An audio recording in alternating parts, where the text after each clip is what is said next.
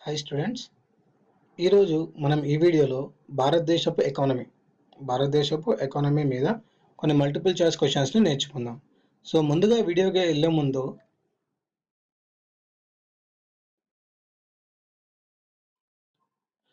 కొంతమంది students economic bits upload చేయండి అని అడిగారు. సో ఎవరెవరు అడిగారో చూద్దాం. సో ఫస్ట్ వచ్చి నాజ్ బేగం గారు అడిగారండి, ఎకనామిక్ బిట్స్ అప్లోడ్ చేయండి. అండ్ ఇంకొకళ్ళు వచ్చేసి దుర్గా ప్రసాద్ గారు. ఓకే, సో వాళ్ళ రిక్వెస్ట్ మేరకు నేను ఈ వీడియోని చేస్తున్నానండి. సో ఫస్ట్ బిట్ వచ్చేసి సమీకృత గ్రామీణాభివృద్ధి పథకాన్ని ఐఆర్డిపి 1999లో కింది ఏ పథకంగా మార్చారు? సమీకృత గ్రామీణాభివృద్ధి పథకాన్ని ఐఆర్డిపి 1999లో కింది ఏ పథకంగా మార్చారు? Answer Swarna Jayanti gram Swarozgar Yojana. Swarna Jayanti gram Swarozgar Yojana. Next, 12వ ప్రణాళికలో విశ్వవిద్యాలయాలు కళాశాలల అభివృద్ధికి అవసరమైన నిధుల పంపిణీ కోసం ఏర్పాటు చేసిన కమిటీ ఏది? 12వ ప్రణాళికలో విశ్వవిద్యాలయాలు కళాశాలలు అభివృద్ధికి అవసరమైన నిధుల పంపిణీ కోసం ఏర్పాటు చేసింది ఏది? ఆన్సర్ రాష్ట్రీయ ఉच्चतर శిక్ష అభియాన్. రాష్ట్రీయ ఉच्चतर శిక్ష అభియాన్. నెక్స్ట్, మూడోది, కింది వాటిలో వార్షిక ప్రణాళిక కాని సంవత్సరం ఏది? కింది వాటిలో వార్షిక ప్రణాళిక కాని సంవత్సరం ఏది? ఆన్సర్ వచ్చేసి 65-66 అండి. 65-66. నెక్స్ట్, భారతదేశంలో సహకార సంఘాలను ఏ సంవత్సరంలో ప్రారంభించారు? భారతదేశంలో సహకార సంఘాలను ఏ సంవత్సరంలో ప్రారంభించారు? ఆన్సర్ 1904. నెక్స్ట్, 1975లో ప్రాంతీయ గ్రామీణ బ్యాంకులను ప్రారంభించారు. ఎవరి అధ్యక్షతన ఏర్పడిన కమిటీ వీటిని సిఫార్సు చేసింది? 1975లో ప్రాంతీయ గ్రామీణ బ్యాంకులను ప్రారంభించారు.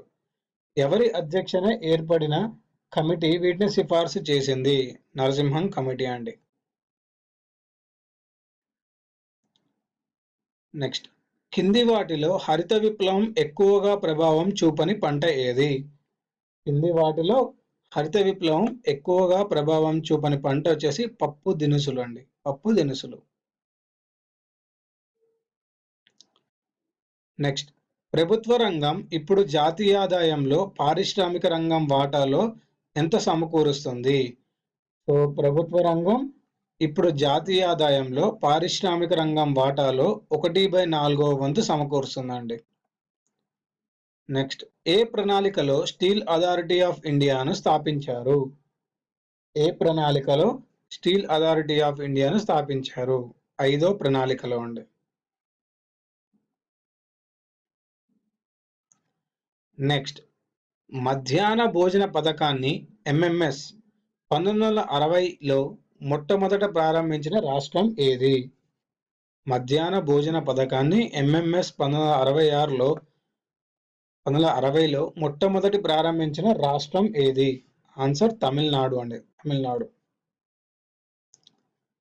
నెక్స్ట్, ఫ్యామిలీ అనే పదం ఫ్యామ్యులస్ అనే రోమన్ పదం నుంచి వచ్చింది. సో ఫ్యామ్యులస్ అంటే ఏంటి? ఫ్యామిలీ అనే పదం ఫ్యాములస్ అనే రోమన్ పదం నుంచి వచ్చింది. సో ఫ్యాములస్ అంటే సేవకుడు.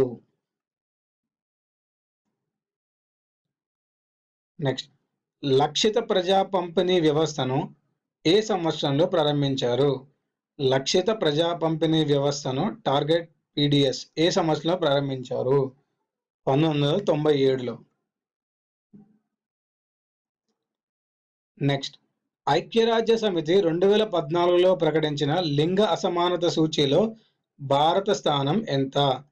ఐక్యరాజ్య సమితి 2014లో ప్రకటించిన లింగ అసమానత సూచీలో భారత స్థానం ఎంత? 127. నెక్స్ట్, 1995లో ప్రారంభించిన జాతీయ సామాజిక సహాయ పథకంలో లేనిది ఏది? 1995లో ప్రారంభించిన జాతీయ సామాజిక సహాయ పథకం NSAPలో లేనిది ఏది? ఆన్సర్ జాతీయ వికలాంగుల ప్రయోజన పథకం. జాతీయ వికలాంగుల ప్రయోజన పథకం. నెక్స్ట్ ఉద్యోగుల ప్రభుత్వ బీమా చట్టాన్ని ఏ సంవత్సరంలో రూపొందించారు? ఉద్యోగుల ప్రభుత్వ బీమా చట్టాన్ని ఈఎస్ఐ యాక్ట్‌ని ఏ సంవత్సరంలో రూపొందించారు? 1948లో. 1948లో ఉద్యోగుల ప్రభుత్వ బీమా చట్టాన్ని రూపొందించారండి. ఇవండి ఈ వీడియోలోని ఎకనామిక్స్ మల్టిపుల్ చాయిస్ క్వెషన్స్.